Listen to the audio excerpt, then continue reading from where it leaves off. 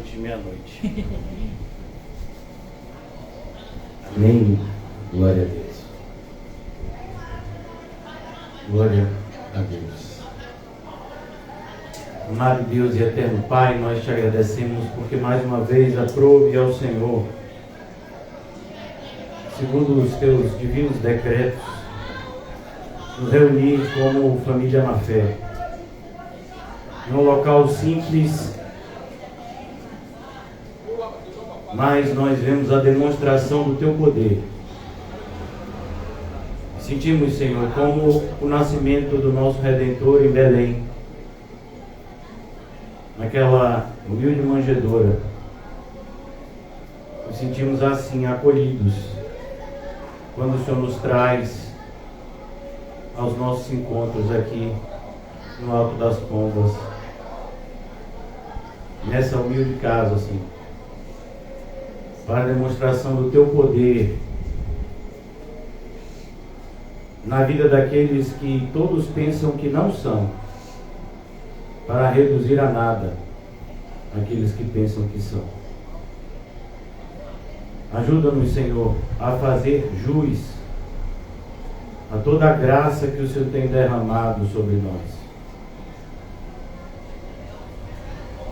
a evidenciarmos todo o poder do teu Santo Espírito que habita em nós pela fé. Desperta, Senhor, talentos adormecidos. Ajuda-nos, Senhor, a vencer todo tipo de medo que tem nos paralisado na caminhada da fé, que tem nos impedido de demonstrar ativamente a tua luz e o teu sal que em nós habita. Que na noite de hoje, Senhor, possamos ouvir a tua voz, que seja sabido de todos e por todos, de que o Senhor continua falando com o teu povo. Que a tua mão poderosa continua a agir no teu povo e por meio dele, Senhor. Oramos, Senhor, por essa localidade.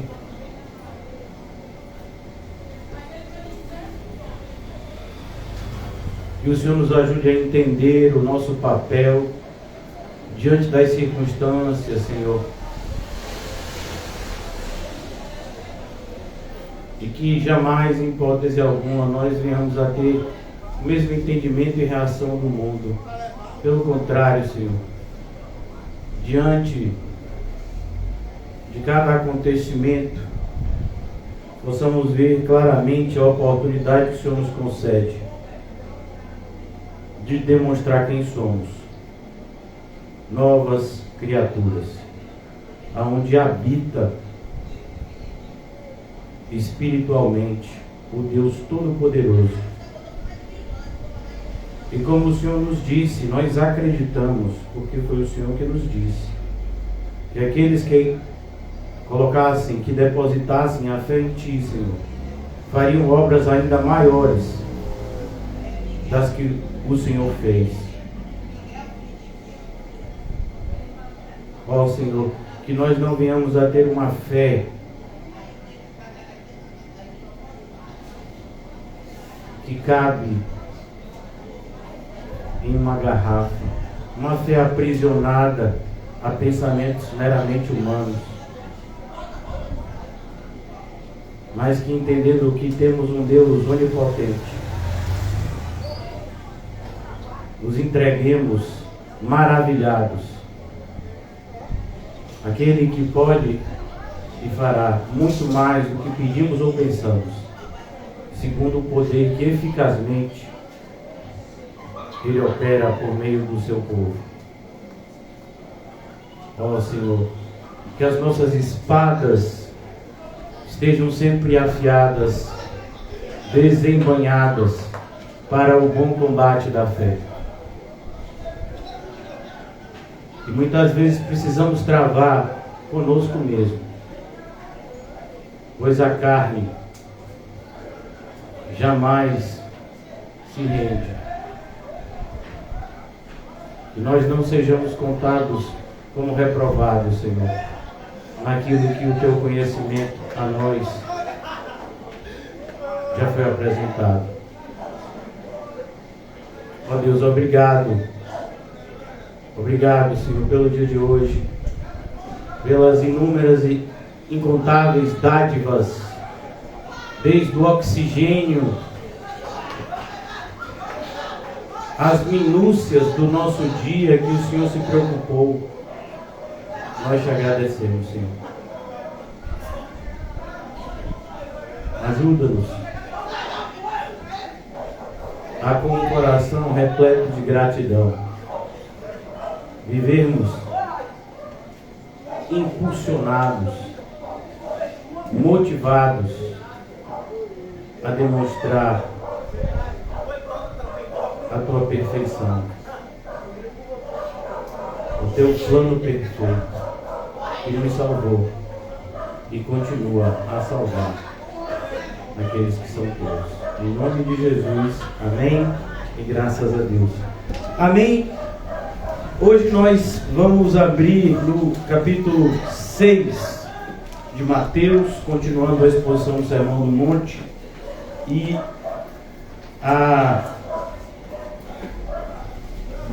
o título da nossa pregação, ele pode parecer, e tomara que sim, né, que seja contraditório, né? Quiséramos que fosse assim, mas nem sempre é assim. Na maioria das vezes temos visto isso acontecer, e desde a época de Jesus, antes de Jesus, e na nossa época atual é muito fácil identificar esses dois componentes da frase,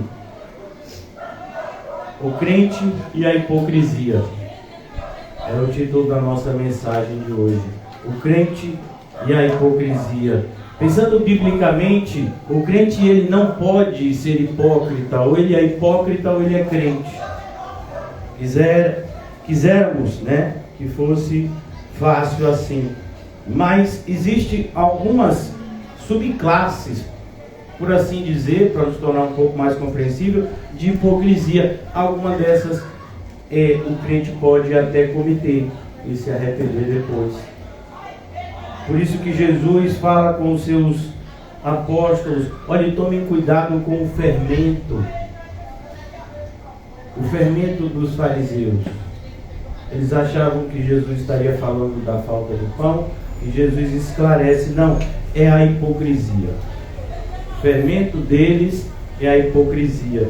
E quando nós estudamos hipocrisia, principalmente quando você faz uso, né, de um dicionário, você aprende que a hipocrisia é a característica do hipócrita. Então, é o que o hipócrita é. É uma característica inerente a esse grupo de pessoas. Por isso que Jesus, no capítulo 23 de Mateus, ele diz: ai de vós, escribas e fariseus hipócritas. Por que eles são hipócritas? Porque eles vivem na hipocrisia, eles praticam a hipocrisia. E o que é hipocrisia? A hipocrisia, irmãos, ela tem como sinônimos falsidade, dissimulação, o ato de você fingir, e isso é bastante importante quando relacionado à hipocrisia religiosa, você fingir virtudes que você sabe que não tem. Você fingir um conhecimento bíblico que você não tem. Você fingir uma espiritualidade que você sabe que não tem. Você fingir uma comunhão com Deus que você sabe que não tem. Isso é um hipócrita. E a Bíblia vai nos dizer, quando Paulo escreve a Timóteo, ele diz desse crescimento da hipocrisia religiosa, principalmente nos dias que antecedem a volta do Senhor Jesus. as pessoas elas terão aparência de piedade. Isso é o hipócrita na sua força maior de hipocrisia. Ele tem a aparência de piedade. O apóstolo Paulo diz que os servos de Satanás se disfarçam de ministros de justiça. É isso que o hipócrita, ele é excelente nesse disfarce. Ele sabe se disfarçar como ninguém. Ele sabe aparentar como ninguém. Então, em dias como os nossos dias, onde a aparência ela é muito mais importante do que a essência, o hipócrita, ele se dá bem. É por isso que, para que você seja uma pessoa vencedora do ponto de vista do mundo, a hipocrisia é uma característica que você não pode deixar de ter. Mas nós não somos do mundo. Por isso que o título é esse, o crente, e perceba, foi propositadamente que eu coloquei a frase dessa forma, o crente e a hipocrisia. Ou seja, o crente, você é crente, você não é hipócrita. Ainda que você seja tentado a ser, ainda que a hipocrisia prometa para você e para mim coisas que não as obteremos se não formos hipócritas, não aceite, porque você é crente. E o fato de você ser crente precede a hipocrisia, diferente do mundo. Então, aqui no capítulo 6 de Mateus, para a gente sair assim, né, dessa introdução meio filosófica e parecido com a aula de português e interpretação do texto, mas na Bíblia a gente precisa saber um pouco da língua da gente. Qual é a nossa língua? É o brasileiro? Não, não tem brasileiro, a gente fala português. Nós falamos português bem, né? Seja apresentado português, você português. É a língua que a gente fala aqui no nosso país. É diferente do português, por exemplo, de Portugal, do português de Angola e outros países que têm a língua portuguesa, mas a nossa Bíblia, ela é escrita nesse idioma. Então, se a gente não souber português, a gente vai ter dificuldade em estudar a nossa Bíblia. Então, quando nós falamos sobre o orgulho, uma das coisas que impede a pessoa de ter orgulho, que impede a pessoa de ter conhecimento bíblico é o orgulho. Então, se você é como eu, que não conhece muito bem a língua portuguesa, o dicionário tem que ser seu amigo. Então, você lê uma frase na Bíblia, eu não sei o que significa isso, mas eu acho que é. Não, você não tem que achar, é a Bíblia. Então, pega um dicionário, lê, e você então sabe o significado daqui. E você não precisa hoje nem comprar um dicionário, né? Com um smartphone você pode ter acesso ao dicionário de forma gratuita e sair da ignorância. Eu sei que está escrito esse versículo, mas você sabe qual é o significado dessa palavra? Não, eu não sei. Por que não sabe? Porque não teve a humildade de buscar o significado dela. Então, cuidado. A humildade, ela é importante. Então, a humildade de verdade, não a humildade, aquela humildade de aparência que é hipocrisia. Humildade de verdade. Então, você está lá estudando, alguém olha e vê, já tem um dicionário do lado, você não sabe português. Não sei mesmo não. Tem palavras que eu não sei o significado. Você sabe? Então, que bom que você sabe.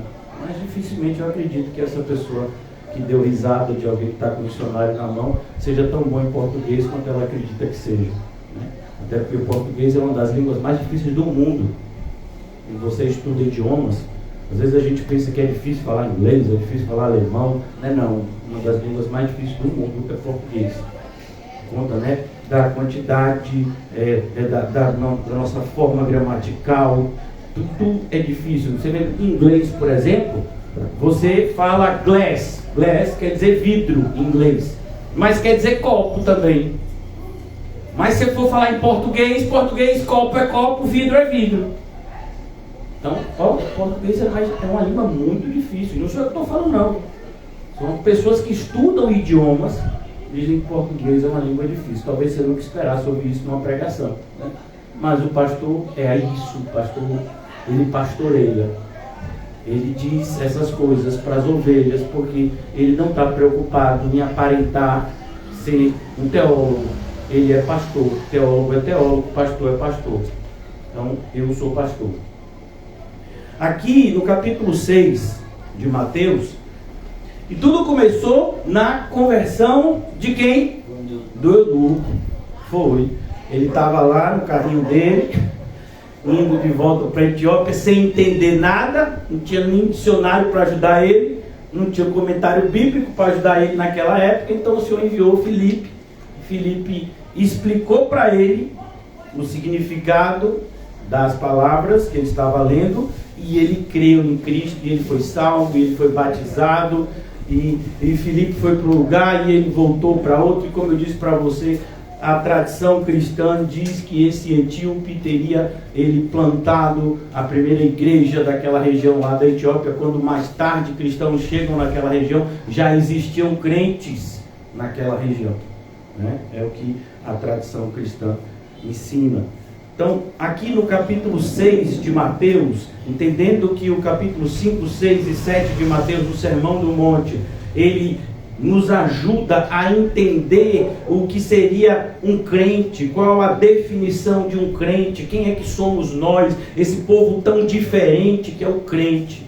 O crente é o povo que é diferente de todos os outros, porque todos os outros são do mundo. O crente não é do mundo, o crente é alienígena.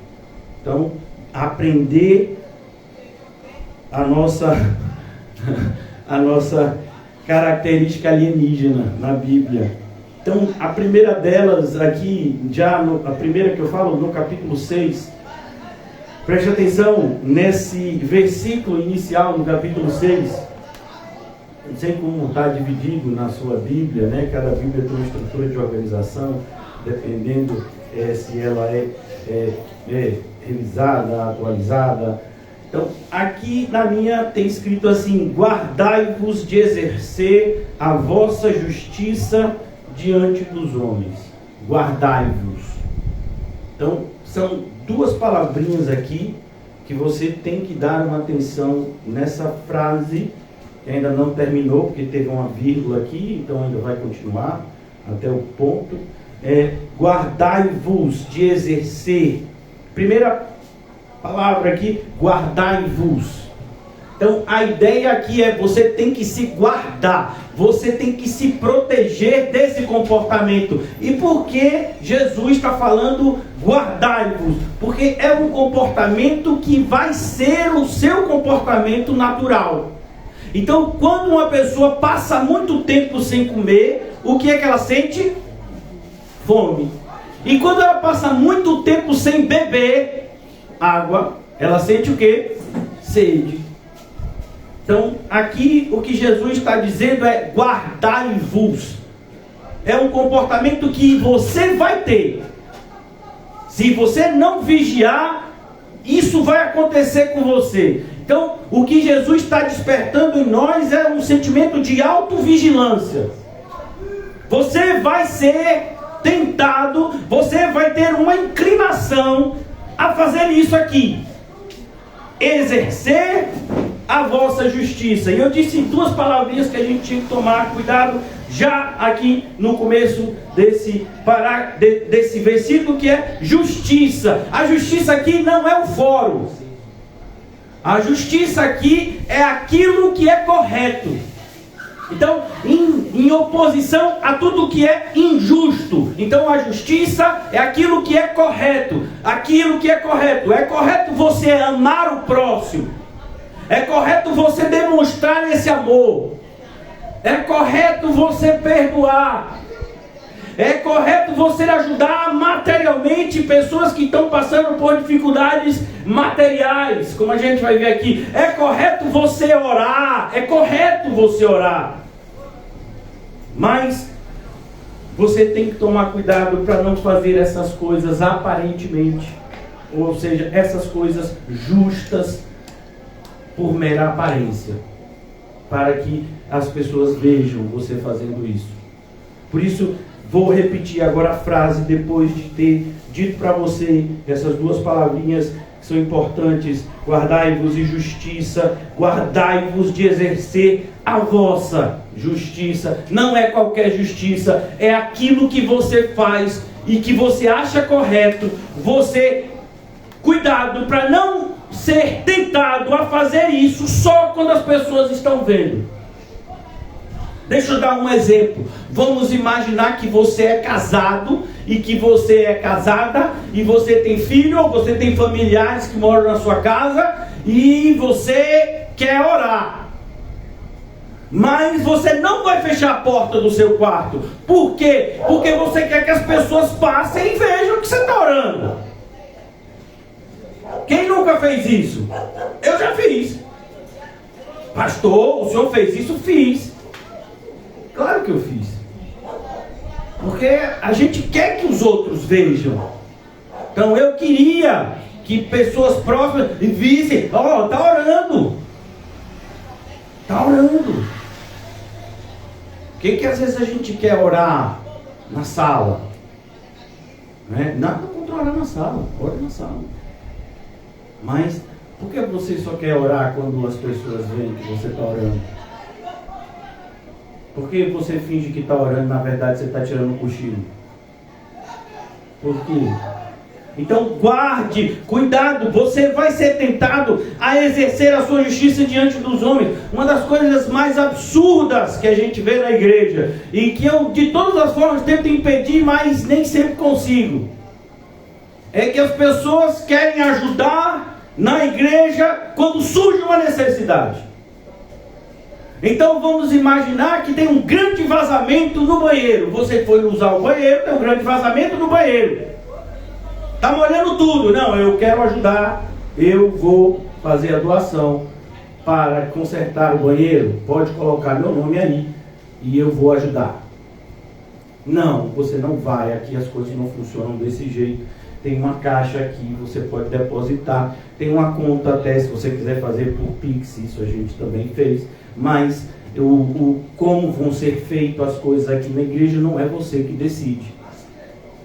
Tem que ter ordem e decência. Por exemplo, o que é mais importante? Consertar um problema no banheiro ou ajudar um irmão que está em dificuldade material? Claro que é consertar o banheiro, que serve a muita gente. Não, para Deus não. Para Deus, a vida da pessoa que está passando por dificuldades, às vezes é um remédio, às vezes é uma roupa, às vezes uma conta que tem que pagar. E a responsabilidade é da igreja? É da igreja. E a igreja, entenda, não é o pastor, a igreja somos nós, o corpo de Cristo. Ontem nós vimos isso. Que não devemos nos não devemos sucumbir à tentação de deixar de reunirmos como igreja. Não é só se reunir, é se reunir como igreja. Não devemos ser tentados a isso. Quanto mais que a gente vê que o dia da volta de Cristo se aproxima, a gente está junto, e a gente não está junto por estar junto, para estimular uns aos outros, ao amor e às boas obras. É a motivação do ajuntamento solene, assim que Deus é glorificado. Então, perceba como a Bíblia ela é detalhista. Você não tem nenhum tipo de direito ou permissão para dizer eu quero fazer desse jeito. Não, você não pode. A casa não é sua, é de Deus. Então é do jeito dele. Mas se a gente organizasse a igreja como uma ONG, como uma empresa, não seria melhor? Não, não seria. ONG é ONG, igreja é igreja. Mas juridicamente é a mesma coisa, só se for para você, porque para a gente não é. Igreja é igreja, ONG é ONG. Você sabia que nem as ONGs querem mais ser chamadas de ONG? Porque a ONG é uma organização não governamental. Agora elas querem ser chamadas de OS, né? Organizações sociais. Porque é mais bonito. Elas estão tão preocupadas, né, com a aparência, dizendo, não quero ser ONG. ONG ele coloca um fator negativo na definição. Não governamental, isso é feio. Então vamos mudar. Mudou alguma coisa na personalidade? na personalidade jurídica. Não, é a mesma coisa, são as mesmas coisas. Mas eles se autodefinem agora como OS. Nós somos organizações sociais, que é mais bonito. Percebeu como a preocupação é sempre com a aparência? Não, a gente nem percebeu. Pois é, porque é assim mesmo. Por isso que Satanás não tem muito trabalho em enganar as pessoas. Porque elas querem isso. Elas querem ser enganadas. Elas até pagam para isso, né? Então aqui, Jesus começa essa parte do Sermão do Monte fazendo essa afirmação tão contundente: vigie. Não, pastor, na minha Bíblia não tem vigie, mas guardai-vos no original, que não é português, é grego. E se você de repente, teve acesso à Bíblia escrita em latim, mas até aquela que foi escrita em latim, ela teve que ser traduzida do grego, porque foi escrita em grego. Tem gente que veio traduzir do latim. De repente você fala latim, eu não sei, né? Você fala essa língua bonita que não se fala mais, o latim. Mas guardai-vos de exercer a vossa justiça diante dos homens. Pronto, essa frase aqui acabou com a vida do marqueteiro, do publicitário, do político, do pastor que vive de curtidas no Facebook, no YouTube. Não pode exercer a sua justiça diante dos homens. Mas e agora? Como é que eu vou pedir dinheiro para as pessoas para fazer alguma coisa? Não, a igreja não faz isso.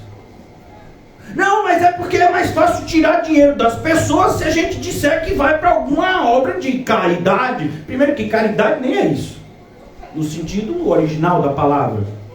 A gente é que dá um significado errado a ela. Caridade vem da palavra carisma, né? Que quer dizer outra coisa, é como o amor. Só que, enquanto que o amor ágape vem do latim, a caridade é a tradução da palavra ágape, a palavra ágape vem do grego, a palavra caridade é como se fosse ágape em latim, né? Aí traduz para caridade. Por isso que na Bíblia Católica, muitas vezes, no lugar de amor tem lá caridade. Porque em latim, essa palavrinha que quando foi traduzida para o português, ficou mais bonito, caridade, né? Caritas, se eu não me engano, em latim. Pastor, o senhor está aprendendo latim e grego? Não, nem pretendo. Isso é só para ensinar mesmo. Para a gente entender melhor a Bíblia, e só a Bíblia, né?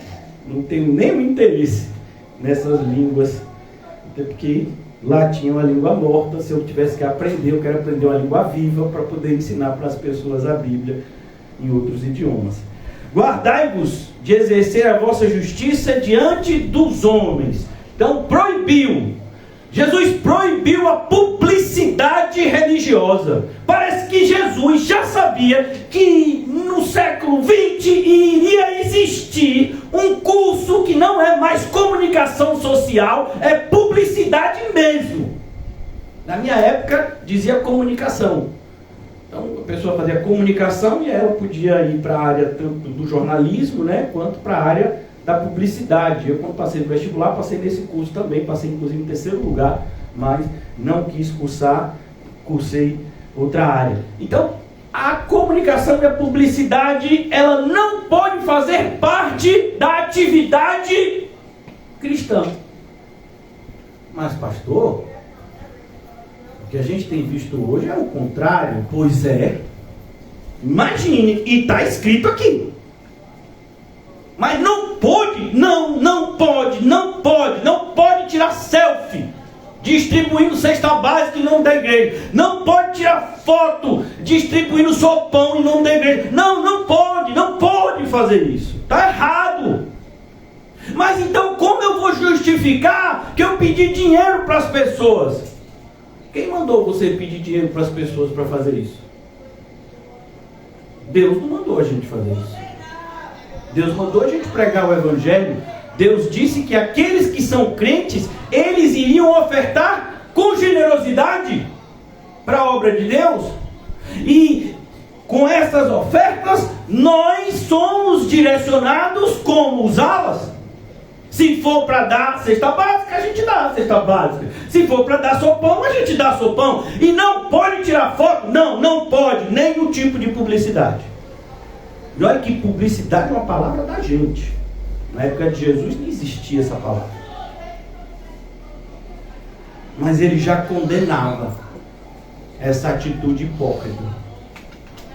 De você querer que os outros vejam alguma coisa que você faz que é aparentemente boa. Olhe como eu sou uma pessoa boa. Eu sei que tem coisas minhas que são muito ruins, mas olhe como isso que eu faço é bom. Isso só tem validade para aqueles que, como os espíritas, acreditam que você pode, meio que fazer uma barganha. Não, eu fiz um monte de coisa errada, mas aí eu dei uma cesta básica e está tudo nivelado agora, Eu pago o que eu fiz de mal com alguma atividade que eu faço de bem. Para Deus não vale esse tipo de atitude. Para Deus isso é visto como ofensa. Porque é como se você estivesse tentando comprá-lo, corrompê-lo, e Deus é incorruptível. Quando a gente fala da santidade de Deus, nós percebemos como ele é incorruptível, como ele não está barganhando com você, como ele não vai abrir mão dos seus princípios por nada que você queira dar a ele, até porque ele tem tudo. Ainda que você tivesse alguma coisa que não é de Deus para dar a ele, para que ele te desse alguma coisa em troca, ele não aceitaria. Por conta da sua própria justiça, que é santa. De onde você tira essas ideias, pastor? Pois é, essa loucura vem toda da Bíblia, é só você estudar. Mas interessante, eu leio e não vejo essas coisas, eu acho que você não está lendo como deveria. É porque tem uma diferença muito grande entre aquele que lê querendo obedecer e aquele que lê querendo aparecer. Pois é, esse segundo grupo, Deus não ajuda muito. Pelo contrário, Deus resiste ao soberbo, mas Ele dá graça ao humilde. Então, preste atenção. Guardai-vos. Tome muito cuidado. Vou estar sempre repetindo essa primeira palavra. Guardai-vos. Tome muito cuidado. Com quem? Com você mesmo. Porque quem vai ser tentado, você vai ser tentado pela sua própria carne a agir dessa forma. É a sua carne que quer o reconhecimento alheio. É a sua carne que quer que as pessoas saibam que você tem se esforçado para ser uma pessoa melhor. Ainda que isso seja verdade. Mas você não pode, você não deve publicizar isso.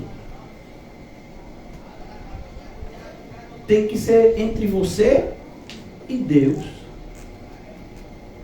E se alguém vê, alguém pode até ver, mas você não fez para que a pessoa visse.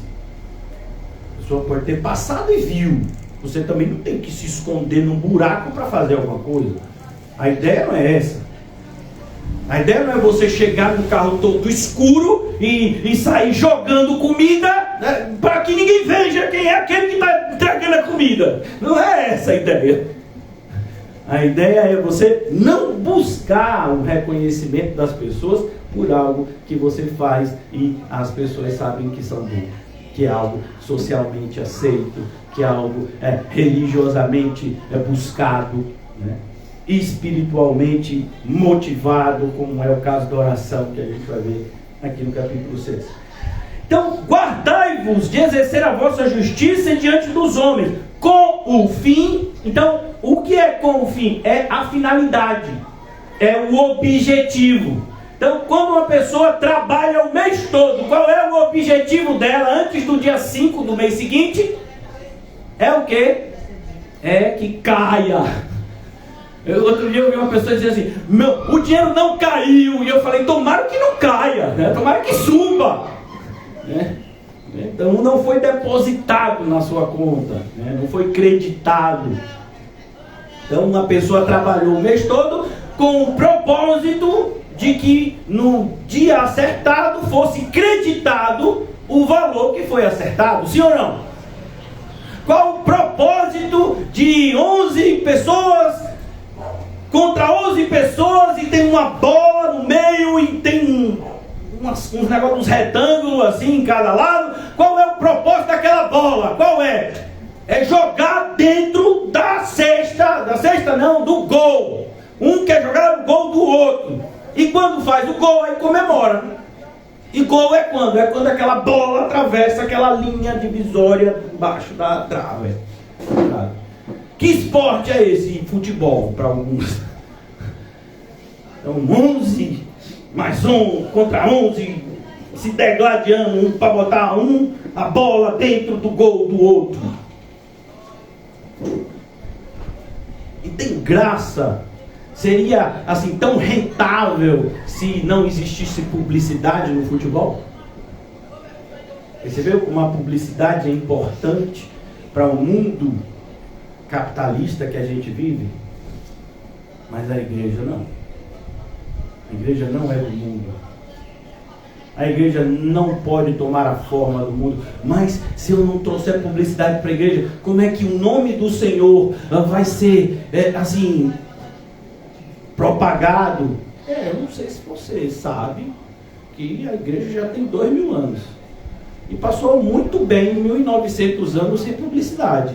Publicidade é algo que tem pouco, né? Tem menos que um século, talvez, né? Algumas décadas. E a igreja passou muito bem, viu?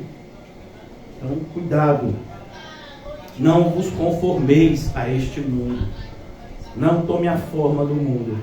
Inclusive, num desses livros de sucesso que está entre os best-sellers, escrito para variar por algum tipo de autor americano, que sempre dá uma receita de sucesso, ele diz assim: trabalhe muito e depois divulgue.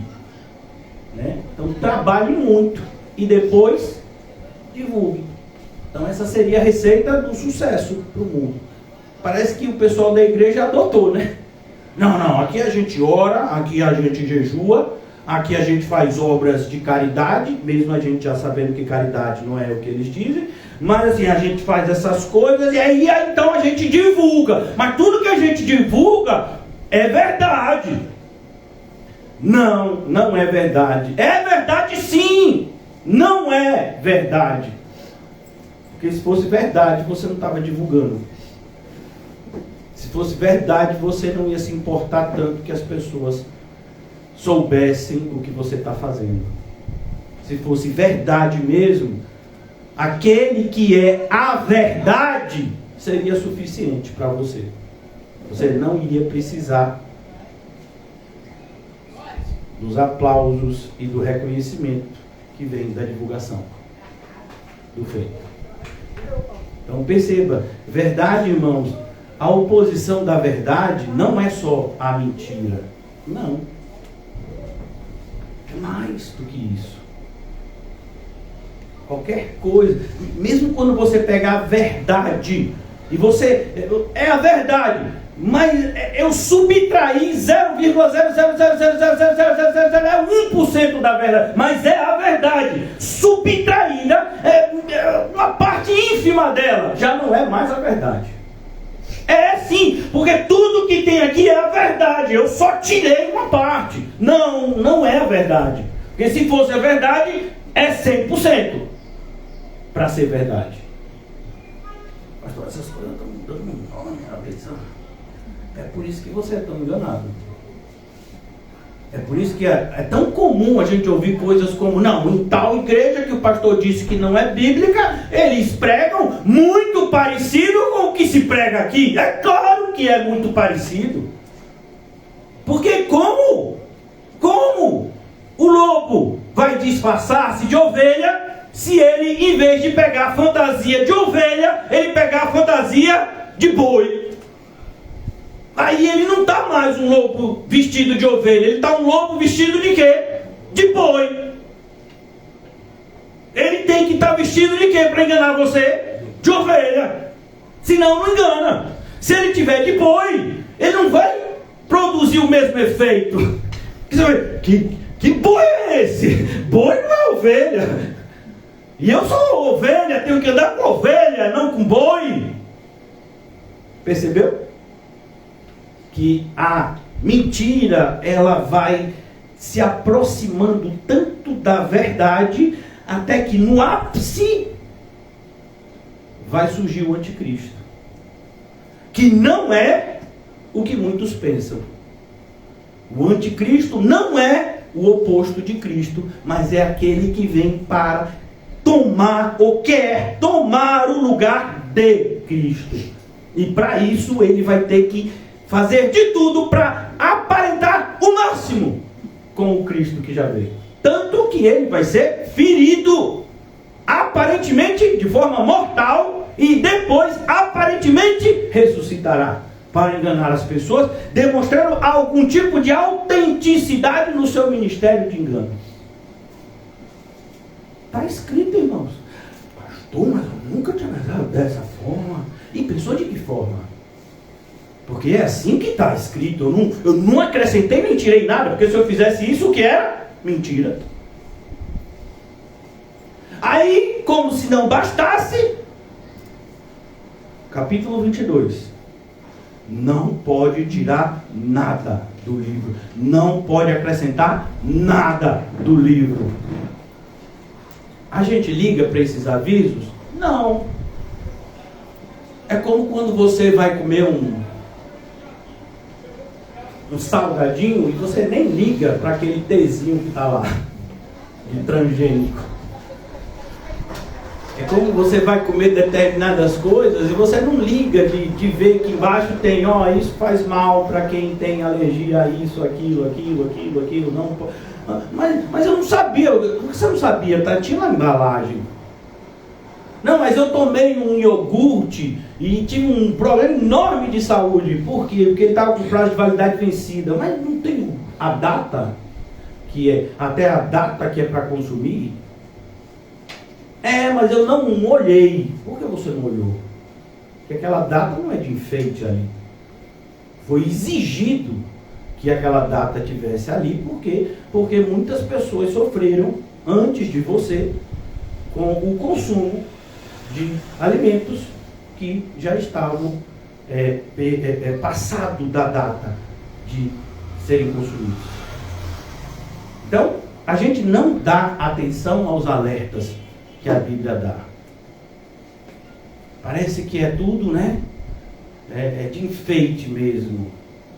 A gente vem para a igreja, mas a gente podia também ir para outro lugar. É o que te faz bem. Se te faz bem ir para uma academia no horário da igreja, então vá pegar peso. Se te faz bem assistir um jogo de futebol, vá assistir um jogo de futebol. Se te faz bem ter um comportamento islâmico, então vá ter um comportamento islâmico. Se te faz bem acreditar no espiritismo, então vá para o espiritismo. Não é o que te faz bem, é o que é verdade. Porque a verdade te libertará. O engano vai te manter aprisionado. E não precisa de muita coisa para você se manter aprisionado. Perceba, eu falei manter aprisionado, porque a gente já nasce aprisionado. Na escola, a gente aprende a amar as cadeias que nos aprisionam. Todo o conhecimento que a gente aprende na escola. Por isso é tão difícil as pessoas crerem na Bíblia. Porque o conhecimento que é ensinado nas escolas é um conhecimento do que é pensado para ofender a fé cristã. Eu não estou falando aqui só no Brasil, não, é o mundo inteiro. Talvez o Brasil ainda seja menos, porque o Brasil é influenciado por um cristianismo de Araque, né? Mas ainda tem assim um cristianismo, ainda que seja de Araque, coisas como na nossa cédula de dinheiro tem lá Deus é fiel, é uma coisa assim, Deus seja louvado. E tem aquele pessoal que estudou muito, ganha um salário de mais de 50 mil reais, que é o procurador da República, e ele quer tirar esse nome de lá, como se isso para nós fosse algo tão importante. Tire! Vai diminuir o seu cristianismo em alguma coisa? Tirar o nome Deus seja louvado de uma célula de dinheiro? Não diminui em nada o meu cristianismo, e eu garanto que não diminui a glória de Deus, porque a glória de Deus é intocável. A glória de Deus não diminui com a nossa rebelião. Não diminui. Então, a gente vive num mundo assim, planejado para ofender o máximo possível o Criador. Desde pequenininho a gente é ensinado essas coisas. Por isso que se na nossa trajetória de vida não houver o que a gente tem falado bastante aqui, essa regeneração, esse momento onde tudo muda, você nasce, cresce, faz um monte de coisa, morre e vai para o inferno. O que a pessoa precisa fazer para ir para o inferno? Nada. E para ir para o céu, nascer de novo. Mas se ele fizer um monte de coisa boa, não vai para o céu. Mas e se ele nunca pecar? Só falar isso já faz você um pecador. Que pecado você acabou de cometer? É a mentira. Porque todos somos pecadores. Então, cuidado. Quando Jesus está falando aqui, ele está trazendo para nós uma profundidade, irmãos, assim, imensa. Cuidado para que você não exerça a sua justiça diante dos homens com o fim de ser visto por eles. Ó. Percebeu por que hoje em dia tantas pessoas buscam o ministério pastoral? Porque onde é que as pessoas pregam? Onde é que as pessoas mais aparecem na igreja? É aquele que prega, é o que aparece mais. Então o pastor é aquele que quer aparecer. E aí a gente ouve coisas como, não tem espaço para as mulheres na igreja. Mas como não tem espaço? O que não falta é coisa para se fazer na igreja. Seja homem, seja mulher. Não, mas o pastor não dá oportunidade para as pessoas irem falar lá na frente. Não entendi essa questão de oportunidade. Aqui é show de talentos? Porque é show de talentos que é assim, né? Show de talentos ficou muito famoso, né, na década de 70 e 80. Depois ressuscitaram isso agora, né, com o nome de ídolos. Então, você vai lá e você canta na frente de um grupo e te dizem se você tem vocação ou não para aquilo. Igreja não é show de talentos. Aquele que é separado para pregar, ele é separado para pregar. E se ele não pregar, Deus pega ele. Jeremias não queria mais pregar. E Deus disse, como é, Jeremias? Jonas não queria pregar para Nínive. Como é, Jonas? Porque Deus separou essas pessoas com esse propósito. Como Deus, em Cristo, separou pastores e mestres com um propósito específico. Pastor não é um título. É uma vocação que alguns homens, só pode homens, para ficar claro, recebem. E a responsabilidade que isso acompanha, imensa. A graça é proporcional, fique tranquilo, mas é imensa. De maneira que se uma pessoa que não é vocacionada a ser pastor, quiser ser pastor, vai acontecer com ele o que aconteceu com um rei, que era parente do profeta Isaías. Vocês conhecem a história do rei Uzias. Uzias era rei. E ele foi chamado para ser rei. E como rei, Deus abençoou muito o reinado de Uzias. Mas chegou um momento que Uzias disse, eu cansei de ser rei, eu sou muito bom em ser rei, eu quero fazer outras coisas além de ser rei. Eu quero fazer a função do sacerdote. Mas você não é sacerdote, Uzias? Eu sei, eu sou rei, sou eu que mando em tudo e eu quero ser sacerdote. Então ele achou que mandava em tudo só porque ele era rei.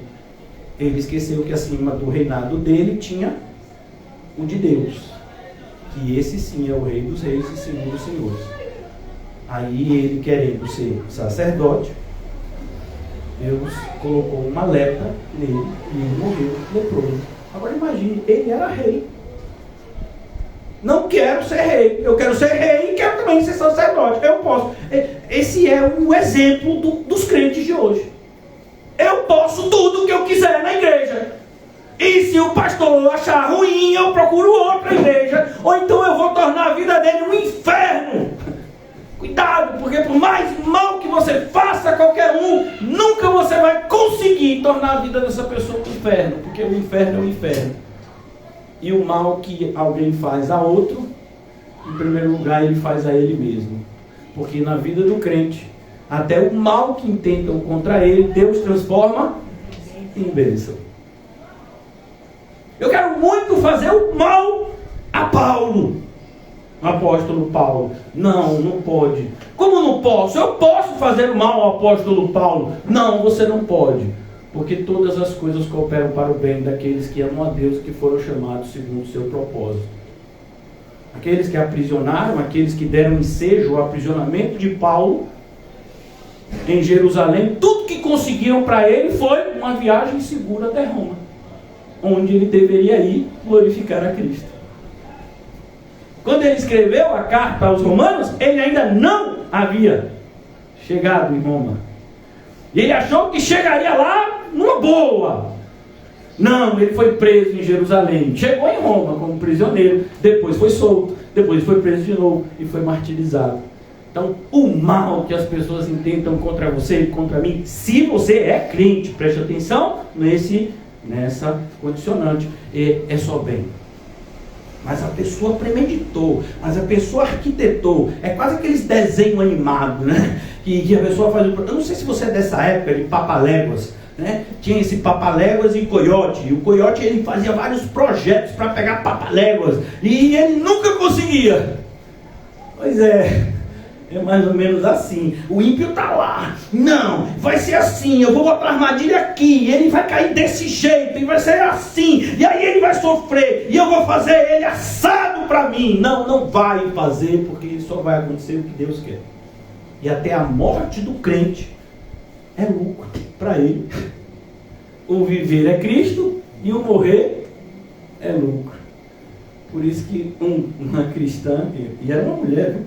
Do passado, quando estava sofrendo na mão dos seus agressores, ela disse: olha, se você não me matar, eu te venço. Se você me matar, eu te venço mais ainda. Porque o cristão, ele é mais do que vencedor. O cristão tem um Senhor que sempre o conduz em triunfo. Então, qual é a necessidade que a gente tem de aplauso? Se o Senhor está vendo, isso nos basta.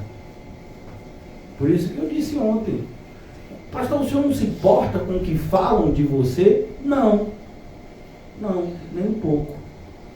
Pastor, se você... Olha, eu não vou nem falar. Não precisa.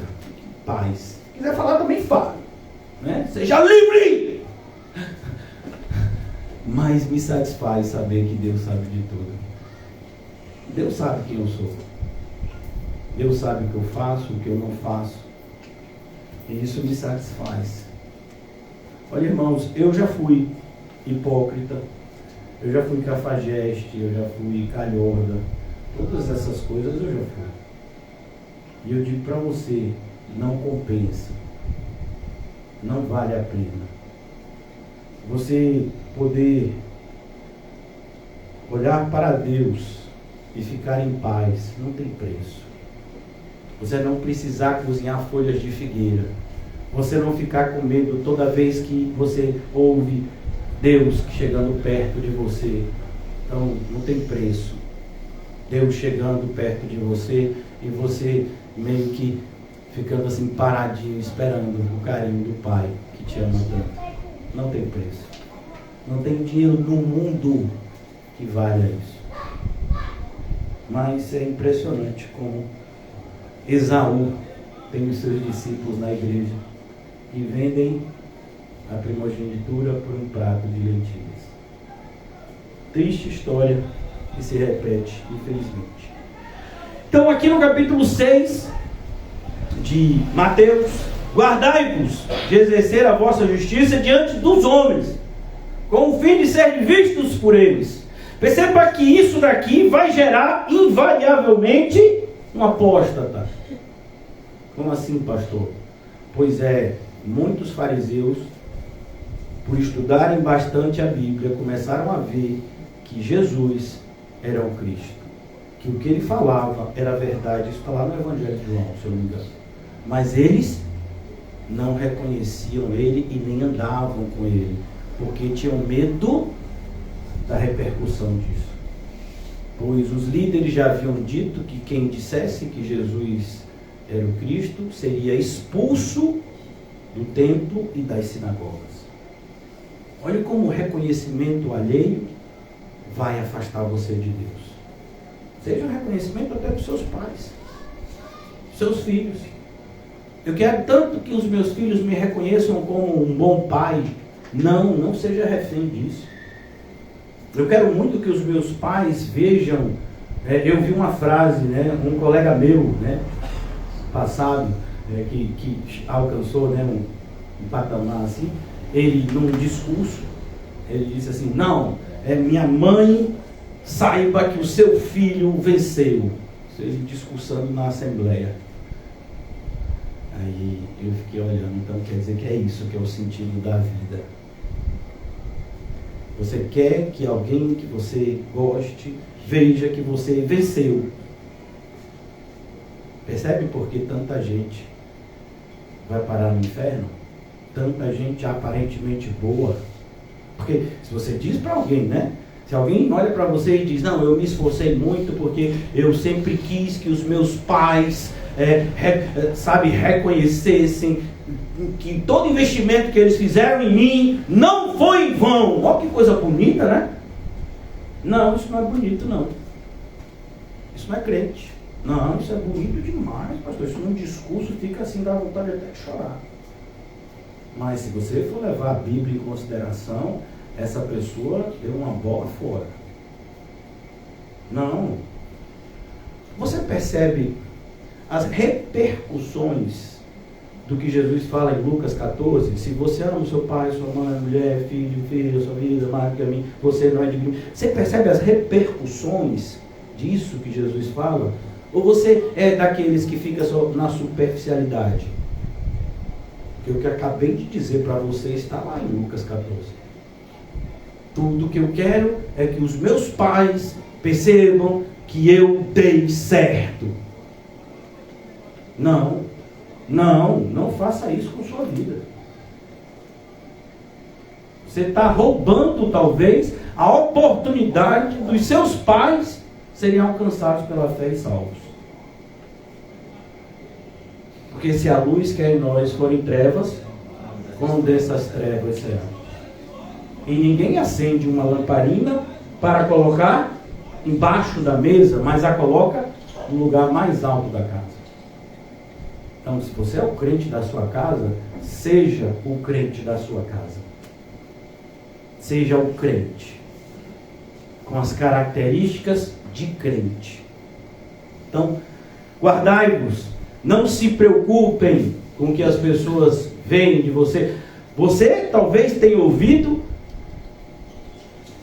sobre Maria, mãe de Jesus. Eu não tenho dúvida que ela está no céu. Como eu também não tenho dúvida que ela não é a Maria que os católicos dizem ser. Mas ela está no céu porque ela foi salva por Jesus. Mas mesmo essa mulher que teve o anúncio de um anjo antes da sua gestação, mesmo ela que concebeu sem relacionamento íntimo, mesmo ela que viu o que viu quando teve o seu filho, aquele coro de anjos do céu e tudo aquilo, mesmo ela que teve tantas evidências da divindade daquele que esteve em seu ventre por 9 meses, em um determinado momento, e olhe que no começo do ministério de Jesus ela provou. Foi mesmo, pastor? Onde é que está isso? Alguém aqui já leu o Evangelho de João? Alguém?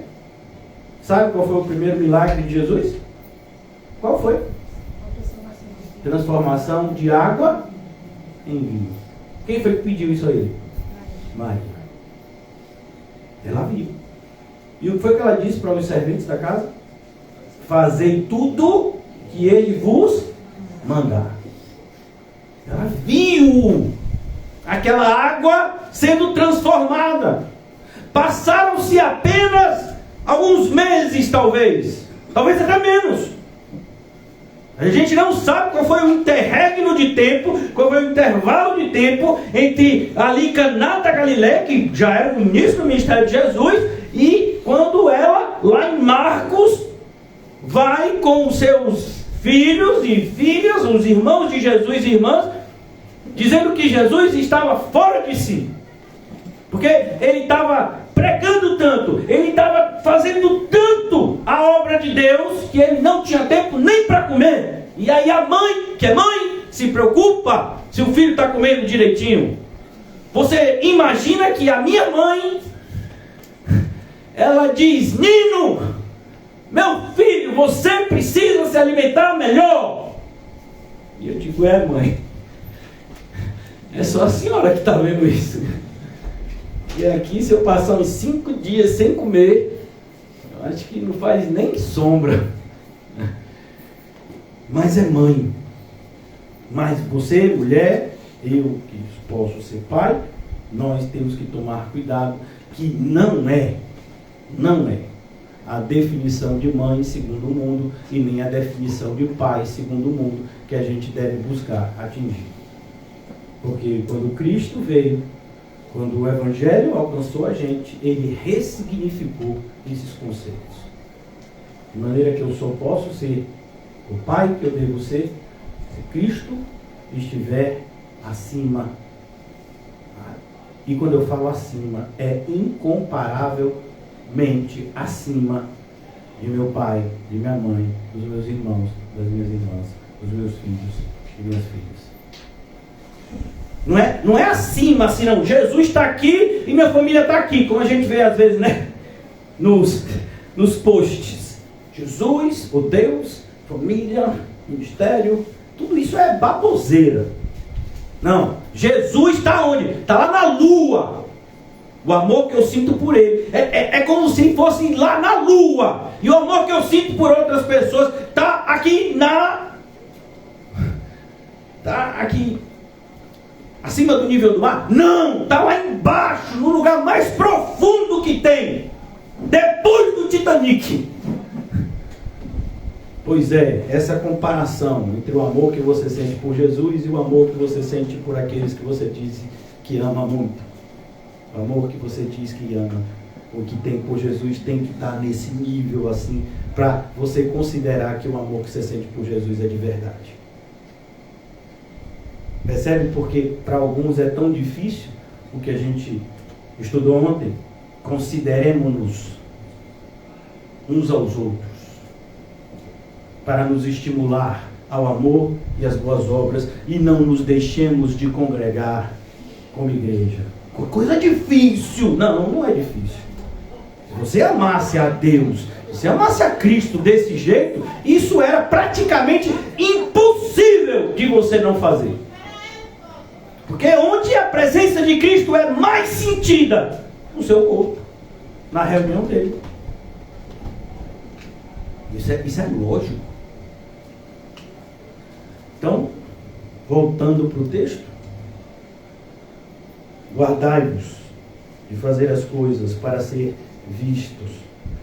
De outra sorte, não tereis. Preste atenção nessa negativa. É uma negativa total. Não é que o seu galardão vai ser diminuído por isso. Olha, eu vou tirar 10% do seu galardão. Eu vou tirar 50% do seu galardão. Não é isso. Você já viu que quando um produto do supermercado está próximo da data de validade, o que o comerciante faz para não tomar prejuízo? Baixa o preço.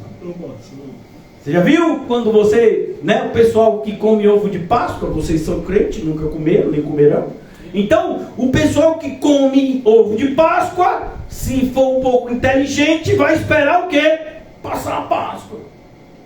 Quando passa a Páscoa, aquele ovo que era R$100, você compra o mesmo ovo por 50, talvez até menos. Quando está perto, não quero tomar esse prejuízo, então baixa o valor, baixa aí, pelo menos o valor de custo, para não ter esse prejuízo, a mentalidade do comerciante. Então, Cristo não está comercializando nada. Ele não vai baixar o padrão dele para que você se sinta melhor na igreja. Ele não vai baixar o padrão dele para aumentar o número de pessoas na igreja. Ele não faz isso. Ainda que algumas pessoas, dizendo agir em nome dele, estejam fazendo isso descaradamente. É sem autorização dele. Que fique bem claro. Ele não baixa o padrão. Não baixa nada. Ou é assim ou não é. Ou entrou pela porta estreita ou não entrou. Ou percorreu o caminho apertado ou não percorreu o caminho. Mas não pode dar uma largada assim, mas é só um pouquinho. Não pode. Percebeu? Lembram-se do que eu falei? A mentira não é o oposto da verdade somente, mas é quando você tira alguma coisa dela, ainda mínima que seja. Mas aqui é 90% verdade, é 100% mentira. Mas eu não acrescentei, eu só tirei 10%. Ainda essa totalidade dos 90% é verdade. Você tirou 10%. Mas o que ficou é só verdade. Não é só verdade, porque se fosse só verdade, era 100% de verdade. Não, se eu apresentar como está escrito, assusta as pessoas. Então eu vou escolher uns textos assim que são mais bonitinhos, mas está na Bíblia. E vou pegar aqueles que são mais difíceis e vou, deixar de lado. Porque se for assim, falar tudo, assusta. Não é responsabilidade sua escolher. Não é delegado. Não é delegada a você essa função de escolher o que vai ser dito e não. Pregue toda a verdade. Todo o conselho de Deus. Não, a mentira é o oposto da verdade. Não é só isso que é mentira, não. A mentira é mais do que isso. E aí a gente vai ouvindo, né? Como eu disse a vocês. Não, mas então a igreja também prega muito parecido. Mas muito parecido como? Como você que não leu 100% vai saber quando a pessoa tirou 5%? Se você não conhece a Bíblia, a pessoa tira 5%, você nem percebe que tirou nada. Você nem sabe que tirou alguma coisa. Pelo contrário, não conhece o 100%, então como é que você vai saber que alguém tirou alguma coisa? Ou acrescentou alguma coisa? Você fica mais naquela área da beleza, né? Então, é bonito o que eu estou ouvindo? Ou na área da sensibilidade? Eu estou sentindo coisas boas quando eu ouço isso? Porque se você não sabe a verdade, então é aí que você vai ficar. Não, a pregação foi bem bonita. Não, o culto foi assim, bem aquecido. Não tem que ser assim. Foi a verdade que foi ensinada. Isso, Jesus, a partir de agora, vai dar vários exemplos para demonstrar como é importante o que ele afirmou aqui. Essa é a organização do texto que a gente está estudando. Então ele vai falar das esmolas, que é como você demonstra o seu amor ao próximo. Ele vai falar da oração e ele vai falar também do jejum. 3 exemplos de coisas que a gente deve procurar fazer, mas tem que fazer isso para estreitar os nossos laços com Deus. Para usufruir ainda mais daquilo que de Deus nos está disponível. E não para demonstrar para os outros que a gente tem algum tipo de espiritualidade. Como se a opinião dos outros valesse de alguma coisa. Não vale. Mas o cristão tem que dar um bom testemunho? Tem que dar um bom testemunho. Mas tem que dar um bom testemunho para quem saiba o que é um bom testemunho. Porque se você for pensar em dar um bom testemunho para o ímpio, então você tem que sentar na mesa do bar e tomar um golinho de cerveja com ele. Porque aí ele vai entender, não, ele abriu mão, né, do ser cristão dele, uma vez que ele disse que não bebe, ele vai tomar um golinho aqui da minha cerveja e eu vou emprestar alguns minutos o meu ouvido para ele falar o que ele tem para me falar. Não, a gente não faz isso. Então, bom testemunho significa refletir Cristo, né, de uma forma mais compreensível. O que é dar um bom testemunho? É as pessoas olharem para você e ver em mim, em você, a mesma atitude de Cristo. Então as pessoas podem querer nos matar por dar um bom testemunho. Não, nunca pensei dessa forma. Mas então por que você acha que tentaram matar Cristo? Por que você acha que mataram os apóstolos? Eles deram mau testemunho? Não. Então, cuidado, mais uma vez, eu não vou me cansar de repetir, cuidado com esse conhecimento superficial da Bíblia. Ele mais prejudica você do que ajuda. Não, é melhor conhecer um pouco do que não conhecer nada. Cuidado. Não. Porque se você conhecer um pouco, a probabilidade de você se tornar um prosélito 2 vezes mais merecedor do inferno, como Jesus afirmou, é muito grande. Você tem que manusear bem a palavra de Deus para ser um obreiro aprovado. Caso contrário, você será um obreiro reprovado. E reprovado é reprovado. Reprovado não tem o purgatório para ir. Reprovado é inferno. Não, mas a doutrina da reencarnação diz que eu posso voltar em outra vida. Pois é, então você está no lugar errado. Você tem que ir para o centro espírita. Não, mas a doutrina do purgatório diz que as pessoas assim que não atingem um patamar, eles ficam num lugar de sofrimento por um tempo, depois eles vão para o céu. Pois é, a doutrina do purgatório também não está na Bíblia, você está no lugar errado, porque quem ensina essa falsa doutrina é a Igreja Católica. Percebe? Se você for ser crente, seja crente. Não seja meio crente, porque meio crente não existe. Então aqui, para a gente concluir, hoje eu não vou me delongar muito, disse para os irmãos no começo que até meia-noite é o limite. Ou seja, vai dar tempo antes do tiroteio, porque eu já vi o tiroteio só 00:10. Então vai dar tempo, né, de você fugir. Pastor, para com essas coisas, pastor. Olha, bate na madeira. Ou não bata em lugar nenhum, porque não vai adiantar. Se tiver que acontecer, acontece. Se não tiver que não acontecer, não acontece. Deus está no controle. Glória a Deus.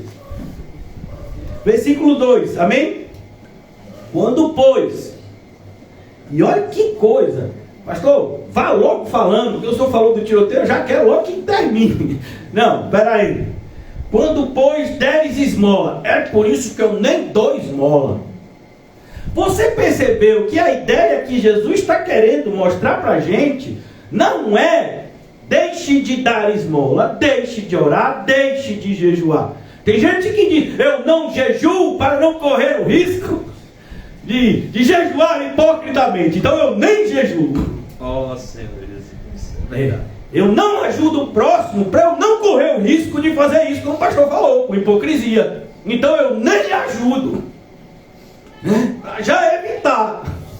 Não, para que você não, se você for seguir essa linha de raciocínio, então você para de acreditar em Deus. Como assim, pastor? Porque a Bíblia vai dizer lá em Tiago que os demônios têm um tipo de fé.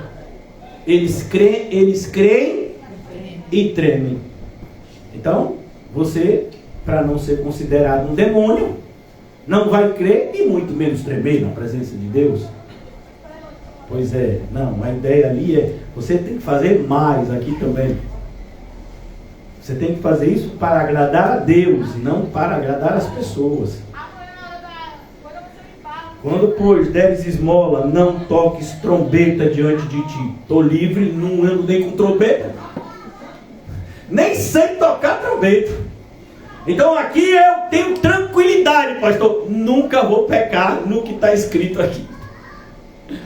Perceba que o que Jesus está ensinando, ele está falando em sentido figurado. Ele está dizendo, não toque trombeta, é que as pessoas não saibam o que você está fazendo. Trazendo para o nosso dia, para os nossos dias, seria, não coloque no Facebook, não coloque no Instagram, não coloque no Twitter, não coloque no TikTok, não coloque quando você fizer isso. Mas é só o que a gente vê. Quando alguém faz alguma doação, se não tirar foto, não vale. Então você foi, visitou um lugar, fez lá o que você deveria nesse lugar, né, que supostamente ajuda os outros, e aí você se lembra no meio do caminho que não tirou a foto. Volta, olha para as pessoas e finge que eu estou te entregando agora, que é para poder bater a foto e ficar bonito. Não, mas eu já guardei as doações. Pois é, mas eu não tirei a foto. Traz de novo as doações, bota aqui enfileirado, chama os meninos. Mas os meninos já estão dormindo, acorda. Senão não trago mais doação mês que vem. Pastor, não acontece isso. É mesmo? Você tem certeza? Quando, pois, deres esmola, não toques trombeta diante de ti, como fazem os hipócritas. Então, bem, disse aqui, eu apresento você, hipócritas, crentes hipócritas, né? Quero entender que vocês não são o que está aqui, vocês são crentes.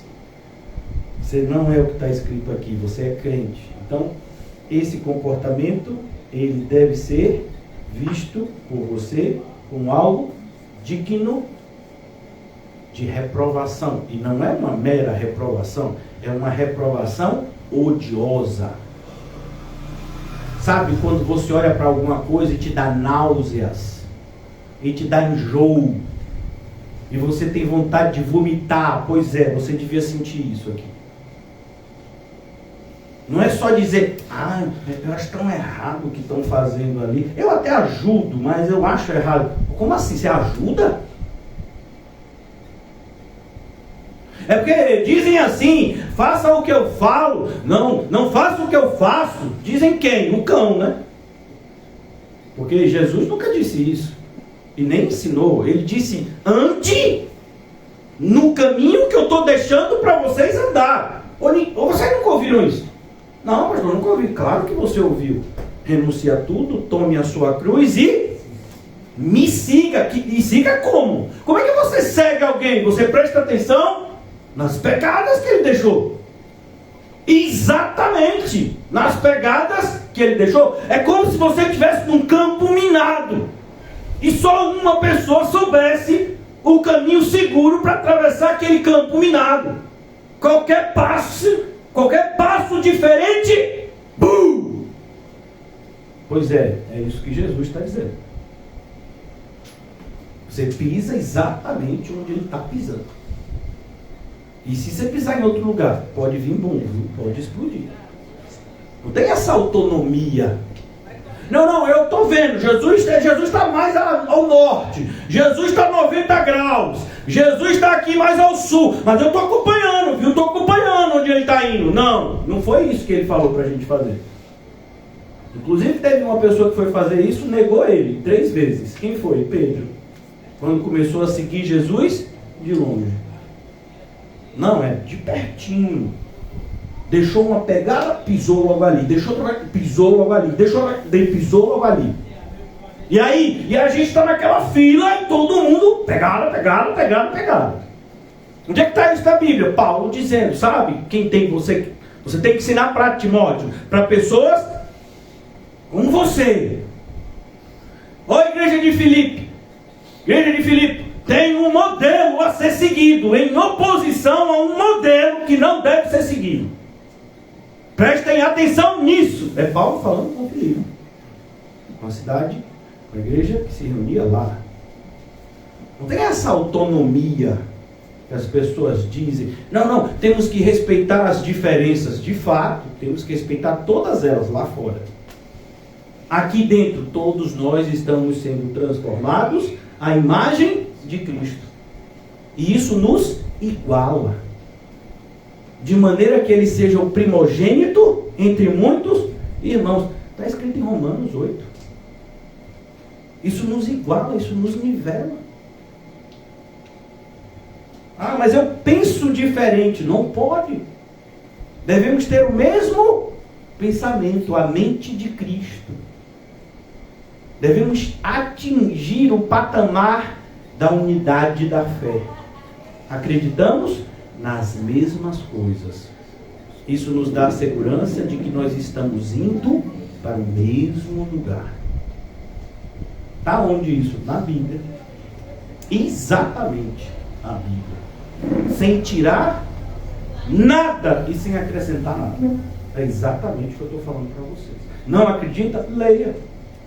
Para mim vai ser maravilhoso vocês estudarem tudo que eu estou falando aqui. Sexta-feira chegar e dizer: pastor, eu estudei tudo, queria provar que você estava errado, mas não consegui. Tentaram fazer isso também. Um homem tentou fazer isso em Oxford. O nome dele é C.S. Lewis. Ele tinha uns colegas pastor crente, de verdade, e ele começou a estudar muito a Bíblia para provar que eles não estavam certos em acreditar em Jesus. Ele virou crente, mais do que os que ele queria dizer que Jesus não existia. Pode correr esse risco. Mas que bom, quando a pessoa diz: eu vou estudar e vou provar que está errado. Faça! Vá! Faça! Estude mesmo! Quer ajuda? Eu ainda mando para você em PDF comentários, se quiser. E mais comentários. E é isso. A gente tem segurança quando a gente... É isso que é o valor imensurável da verdade. Sabe? Quando você está falando a verdade, você entende que nada pode contra a verdade. Por quê? Porque você também já tentou provar que a verdade não é tão verdadeira assim. Porque a verdade, ela destrói os nossos sonhos. A verdade joga água fria num monte de coisa que a gente queria fazer. Então a gente também está no grupo daqueles que a gente também já esteve, melhor dizendo, no grupo daqueles que queriam que a verdade não fosse tão verdadeira assim. E aí a gente tentou alargar um pouco o caminho, mas não consegue. Aí a única forma é a gente se adequar a ele, ou então a gente foge e vai para outro campo. Então, se você quiser estudar mais para provar que eu estou errado, eu vou ficar muito feliz.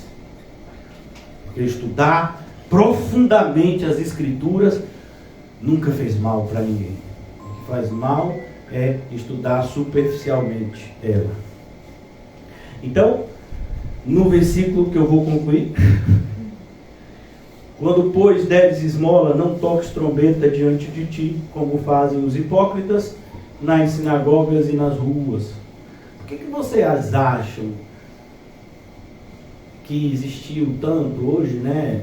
As pessoas, os pedintes, eles ficam na sinaleira, mas antigamente eles ficavam na porta das igrejas, porque era onde as pessoas aparentemente piedosas se dirigiam, principalmente quando o catolicismo era mais predominante. Então, as pessoas que moravam na rua, que tinham, né, problemas na sua vida material, elas ficavam naquele lugar onde elas imaginavam que pessoas piedosas iriam passar. E pessoas piedosas seriam tentadas a dar um pouquinho, porque naquele caminho outras pessoas piedosas veriam eles praticando essas coisas. De onde você acha que vinha esse costume? Lá nos judeus. Aqui. Para serem glorificados pelos homens, aplaudidos. Sabe, tal pessoa não é crente, mas ele ajuda tanto as pessoas.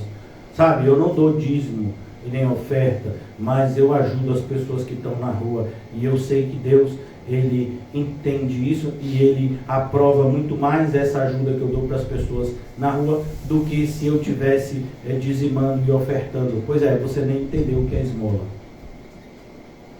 Porque se você não é fiel nos dízimos e nas ofertas, nem esmola você pode dar.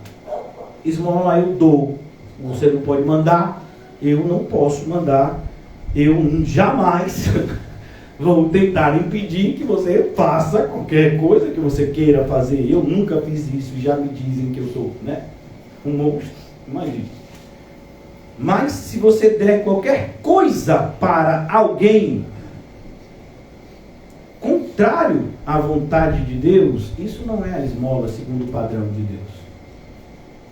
Perceba que a esmola, ela faz parte de uma tríplice maneira de glorificar a Deus com as nossas finanças, ou com a nossa vida material, como você queira. Então, o Filho de Deus, ele, em primeiro lugar, reconhece que tudo que ele tem na vida seja visível, e principalmente o invisível, que é o que é mais importante, que não tem valor, que pague. A gente reconhece que tudo que tem na nossa vida foi Deus que deu. Então a gente devolve, a gente não dá, a gente devolve 10% que nunca foi seu. Que Deus colocou 100% na sua mão justamente para que você fosse provado. Deus não tenta, mas Ele prova. Abraão, você vai ser provado quando? Fique tranquilo. Quando você for provado, você vai saber que está sendo provado. Quando? Pois é, passaram-se os anos, nasceu Isaac, Isaac é legal, Isaac é a promessa, Isaac é bom demais, Isaac tem que morrer. Como? Tem. Traz Isaac, o filho que você ama, e você vai sacrificar ele. Ali ele ia ser provado. Então Deus prova-se. E tomara que sejamos aprovados diante das provações. Fique feliz quando passar por todo tipo de provação. Ó, que coisa maravilhosa! Vocês. Então, Deus prova você. Ele podia dizer: não, eu vou dar para você só 90%, porque eu sei que você jamais me daria os 10%. Não, Deus não faz isso. Porque Ele quer um relacionamento honesto, sincero. Não, eu dou 100% para você. Você sabe que fui eu que te dei os 100%, então você vai devolver os 10% sem problema. Roubará o homem a Deus? Rouba. Rouba e como rouba. Lá está lá em Malaquias. Só tem o dízimo? Não, tem mais. Você quer glorificar a Deus com as suas finanças? Aleluia! Bem-vindo! Tem as ofertas. Mas as ofertas não são os dízimos? Não, não são. As ofertas é aquilo que a gente dá além do dízimo. Então, eu entendo que eu não vou devolver apenas o que é de Deus. Eu quero dar alguma coisa daquilo que é meu, que Deus me deu, mas eu quero dar mais. Então eu dou ofertas. E por último, mas eu já dei dízimos e ofertas, pois é. Mas se você ainda quiser, você pode dar esmolas. Como é assim? Eu pego 50 centavos e jogo na caixinha de alguém que está na rua deitado? Não. Esmola é um exemplo só. Você sabe que um irmão seu está passando por sérios problemas. Mas como eu vou saber? Você vai saber se você for irmão. Percebeu a necessidade de nos considerar irmãos? Porque se você nem sabe o que está acontecendo na vida um do outro, eu desconfio muito desse amor fraternal que você diz ter. Então, quando você sabe que o seu irmão está precisando de alguma coisa, aí você vai lá e dá aquela coisa para o seu irmão, como se você estivesse dando para você. Eu vou dar um exemplo. Esse exemplo eu acho bastante interessante. Então, você está lá, seu irmão, ele está numa dificuldade material muito grande, perdeu tudo. Então você entende que você orou e Deus disse, olha, você vai fazer o mercado, e não vai ser só o seu mercado, você vai fazer o mercado para você e para o seu irmão. Se tiver algum compromisso muito sério, pode atender, né? Se for para mim, diz que outra hora eu atendo. Então, o mercado. E aí você está fazendo o mercado, mas você comprou para você, no meu caso, eu gosto muito de doce de leite. Doce de leite é um exemplo de que Deus é muito bom com a gente, né? Doce, gostoso. Então, doce de leite eu gosto. Se você não gosta, né? É um direito seu, eu gosto. E eu sou muito agradecido a Deus pelo doce de leite. Então, você está comprando doce de leite e você está lá pegando doce de leite, você bota no seu carrinho do seu irmão, você diz, não vou botar doce de leite, porque aí já é demais. Aí eu vou acostumar mal. Não, eu vou dar para o meu irmão, é aquela cesta básica que tem no mercado, que é a mais básica da básica. Porque você já viu que tem 3 tipos, pelo menos é capaz de estar tendo mais, né? Mas você chega no mercado hoje, eu quero uma cesta básica, a pessoa diz qual? A básica, mais ou menos, ou a básica plus? Né? Então 3 tipos de cesta básica. Tem a básica, a básica 1, a básica 2 e a básica 3, que é a plus, assim, né? Chega é difícil de você carregar, dificilmente você vai doar uma dessas. É que você compra para você. Então, esmola é isso. É aquilo que você dá para o seu irmão, como se você estivesse dando para você. Ame ao seu próximo como a você mesmo. Você reconhece que o seu irmão está passando por um período de grande dificuldade e você pode ajudá-lo, então ajude. Mas se for ajudar, ajude da forma certa. Não ajude da forma errada, porque além de Deus não aprovar essa ajuda, ele ainda vai odiar. Porque com Deus não tem meio termo. Não sei se você já entendeu isso. Deus não tem meio termo. Então, ou Deus ama, ou Deus abomina. Então, não tem essa ideia de que, não, fulano é reprovado, mas é só um reprovado, Você acabou de dizer que a pessoa vai passar a eternidade inteira no inferno, queimando. Isso é só como se existisse algo além disso, pior. Então, o que pior pode acontecer com um ser humano? Ele ser reprovado diante de Deus. Nada é pior do que isso. Mas parece que quando a gente fala que alguém foi reprovado, parece mais ou menos assim, perdeu de ano que vem ele máximo vai fazer as mesmas matérias, não é? Não, eu já acabei de dizer para você que a reencarnação não existe. Morre. Cabe ao homem morrer uma única vez e segue-se o juízo. Então, se uma pessoa está reprovada, ela está indo para o inferno. Por quanto tempo? Não tem tempo. Não tem tempo.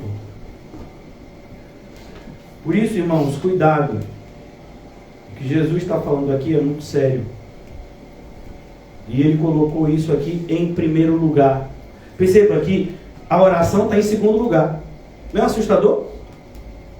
É assustador. Não sei se é para você, para mim é. Então, quando o Espírito Santo está lá, e na mente de Mateus está organizando, e ele está se lembrando de como Jesus pregou o Sermão do Monte, de maneira de ser o mais fidedigno daquilo que ele viu em primeira mão. Mateus, diferente de Lucas, que pesquisou, Mateus viu tudo o que ele escreveu. Então ele viu isso aqui. E ele está colocando na ordem. Não, Jesus falou, guardai-vos da hipocrisia. E em primeiro lugar, não, eu acho que eu vou botar oração em primeiro lugar, porque oração é muito importante. Oração e esmola, oração é mais importante que esmola para você. Para Jesus não, porque ele disse primeiro o que? Esmola. Porque esmola é demonstração de amor. Esmola é demonstração de amor ao próximo. E aí você pega a carta de Paulo aos Gálatas, que diz: aquele que ama ao seu próximo cumpriu toda a lei. Aí isso dá um nó na cabeça de muita gente que não lê a Bíblia como deveria. Por quê? Porque essa pessoa diz: não, Paulo está inventando coisa, Paulo está errado, porque eu li a Bíblia e está escrito lá, foi Jesus que disse. Quando perguntaram a Jesus qual é o maior de todos os mandamentos, foi que ele respondeu: amarás o Senhor teu Deus de todo o coração, alma, força e entendimento, e ao teu próximo como a ti mesmo. Nisto se resume toda a lei e os profetas. Muitas pessoas, ao ouvirem, elas subdividem isso em 2 mandamentos. Jesus nunca disse que são 2 mandamentos. Qual foi a pergunta a Jesus? Qual o maior de todos os mandamentos? Mas eu achava que eram 2. Você achava. Mas não foi o que ele ensinou. É um só. E como é que a gente sabe que a gente está obedecendo? Não é que você sabe que a árvore de jaca é uma árvore de jaca. Alguém muito inteligente pode responder isso. Ela dá jaca. Então você está diante de uma árvore de jaca e você está extremamente indignado porque você queria um suco de laranja. Mas o máximo que você vai conseguir é uma jaca para alimentar você. Mas que coisa banal falar isso. Pois é, tão banal, né? É muito banal. Mas eu estou bem acompanhado, porque Jesus seguiu essa mesma linha. A árvore boa dá um bom fruto. E a árvore boa não pode dar um fruto mau. Mas Jesus, para que a repetição, Jesus? Por que ele está repetindo? Jesus, você acha que eu sou burro? O senhor acabou de dizer aqui que a árvore boa dá um fruto bom. Então eu sei que a árvore boa nunca vai dar um fruto mau. Então por que você acha que você é uma árvore boa se você está dando tanto fruto mau? Por que você acha que de uma mesma fonte pode jorrar 2 tipos de água? Percebe, irmãos, como o número de salvos é muito menor do que o que a gente imagina? A gente já acha pouco o número de pessoas que frequentam a igreja. Pois é. Imagine. E o número de salvos. Então, concluindo, vocês têm mais o que fazer. Concluindo, Jesus está nos mostrando aqui, cuidado. Mas tome muito cuidado, porque até aquilo que você pensa que é muito bom, é muito ruim. Porque, como eu disse, e tenho repetido nos últimos encontros, não importa o que eu e você pensamos, o que importa é o que Deus fala. Então, cuidado, naquele grande dia, pessoas altamente realizadas com sua vida irão para o inferno. Pode? Claro que pode. Pode um homem ganhar o mundo inteiro e perder a sua alma? Claro que pode. Está escrito lá. Pode alguém que tem certeza absoluta que vai para o céu acordar no inferno? Claro que pode, está lá na Bíblia. Muitos naquele dia dirão: Senhor, Senhor, e eu direi abertamente. Por quê? Porque Jesus não é hipócrita. Jesus não faz nada escondido. Jesus não finge ser Jesus. Jesus é Jesus. E o crente deveria ser crente seguindo o mesmo exemplo de Jesus. Ou você é crente ou você não é. Mas a pior coisa que alguém pode fazer é seguir esse caminho aqui. O caminho da hipocrisia religiosa. Esses, Jesus tem um lugar especial no inferno. Como você sabe, pastor? Ele mesmo falou. O juízo deles vai ser mais severo. Tem um capítulo inteiro, que eu não vou nem começar, porque eu sei que é do horário de vocês. Mas se Deus permitir, a gente vai tratar ainda desse assunto, se estivermos vivos, né? Senão a gente se encontra no céu, embaixo de alguma árvore. Eu vou estar por lá esperando. Mateus 23 é um capítulo especial, onde Jesus trata dos hipócritas religiosos, de como o que eles fazem, que aparentemente eram coisas boas, mas eram coisas muito ruins. Eu quero só deixar um exemplo, né, que eu escrevi aqui, na verdade 7, não falei nenhum, mas não vou falar, viu? Fique bem tranquilo, e hoje a gente já vai concluir, já vai mesmo, tranquilo, ó, fique em paz. O grande problema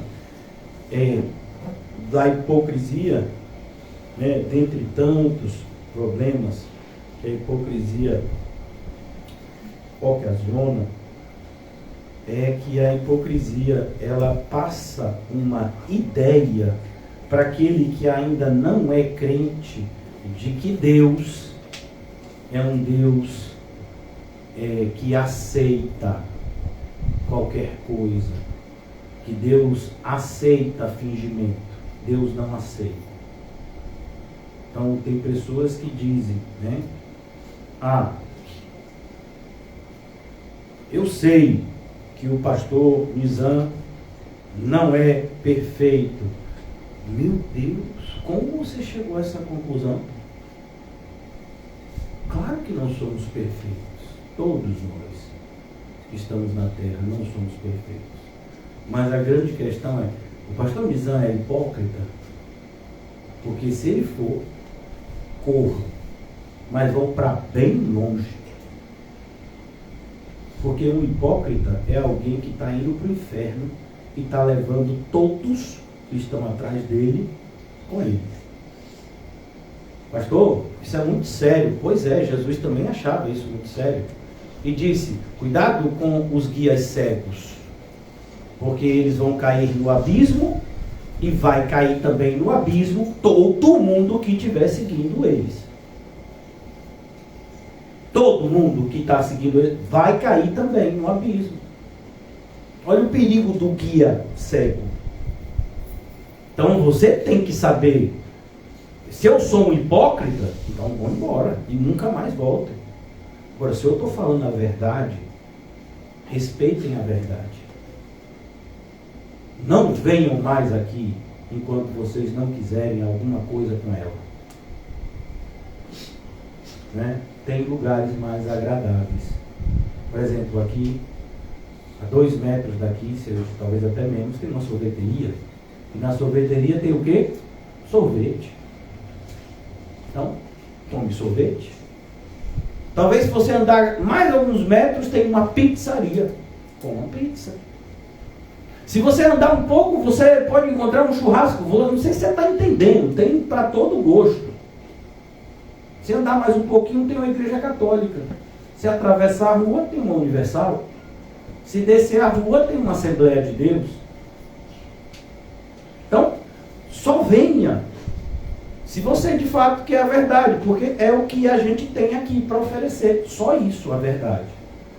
A gente não vai oferecer aqui igreja confortável para você, a gente também não vai oferecer a mentira para você. A gente não vai dar 2 tapinhas nas costas. A gente não vai botar uma placa quando você fizer alguma coisa de legal. Não, a gente não vai fazer nada disso aqui. Aqui a gente vai pregar a verdade e estimular as pessoas a vivê-la. Então só venha se for isso que você de fato quer. É assim que um crente se relaciona com Deus. É por isso que Jesus falou como falou. É por isso que Jesus foi para a cruz. Porque a verdade veio ao mundo, mas os homens amaram mais a mentira. Os homens rejeitaram a verdade. Então que isso sirva de uma reflexão profunda nas nossas vidas, porque, como eu disse no começo, ou você é crente ou você é hipócrita, os dois não vai dar para ser. Ou você vive para Deus ou você vive para si, os dois não vai dar para agradar. Que o Senhor nos ajude. Ó Deus, o Senhor sabe quem somos.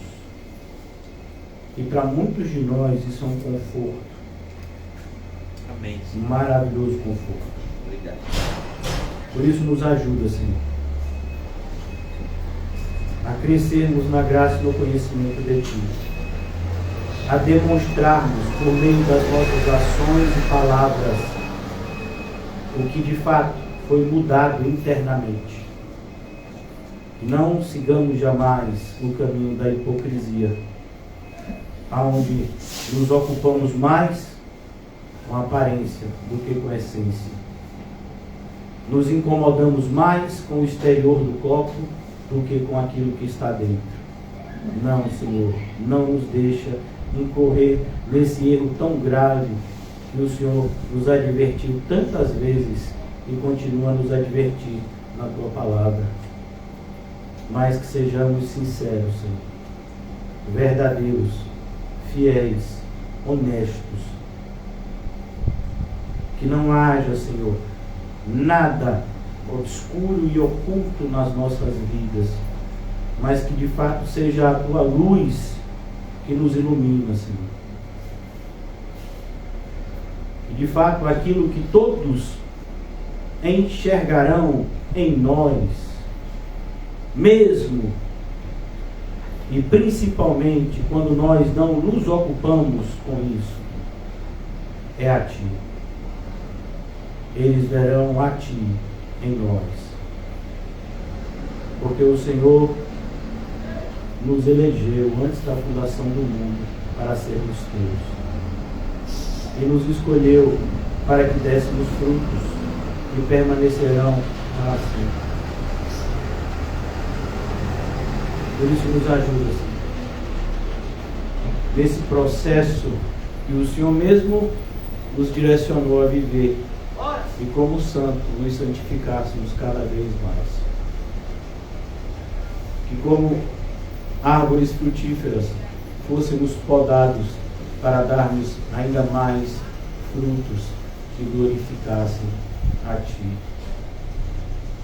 Que sirvamos, Senhor, aos Teus maravilhosos,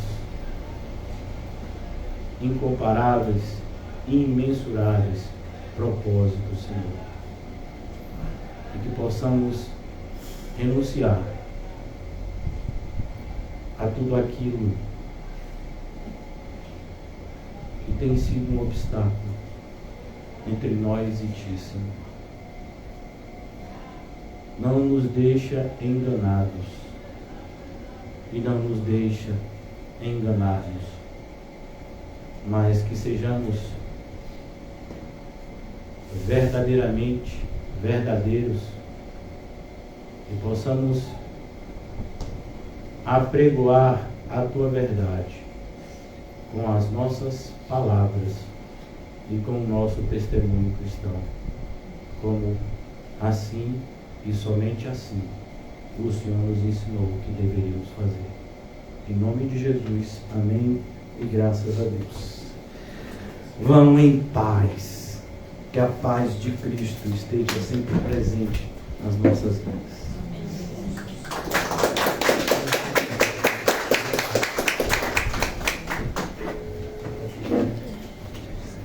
Aleluia! Aleluia, Senhor.